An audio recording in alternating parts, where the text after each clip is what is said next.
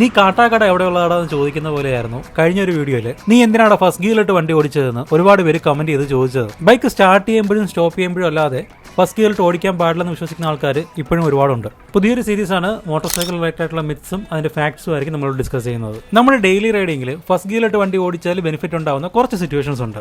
ഒന്ന്, വണ്ടി കയറാൻ ബുദ്ധിമുട്ടുന്ന ഒരുപാട് കുത്തിനുള്ള കയറ്റങ്ങളിൽ നമുക്ക് ഫസ്റ്റ് ഗിയറിൽ ഇടേണ്ടി വരും. അതുപോലെ കുത്തിനുള്ള ഇറക്കങ്ങളിലേക്ക് വരുമ്പോൾ മാക്സിമം എഞ്ചിൻ ബ്രേക്കിംഗ് കിട്ടാൻ ഫസ്റ്റ് ഗിയറിൽ ഇട്ടാൽ മതി. അതുപോലെ സ്ലോ മൂവിംഗ് ട്രാഫിക്കിൽ സെക്കൻഡിൽ ക്ലച്ച് താങ്ങി, അതായത് ഹാഫ് ക്ലച്ചിലിട്ട് ഓടിക്കുന്നതിനേക്കാളും നല്ലത് ഫസ്റ്റ് ഗിയറിൽ ഓടുന്നത് തന്നെയാണ്. പക്ഷേ ഇതിന് ഒരുപാട് പ്രാക്ടീസും സ്കില്ലും ക്ലച്ച് ആൻഡ് ത്രോട്ടിൽ കൺട്രോളൊക്കെ വേണ്ട ഒരു കാര്യമാണ്.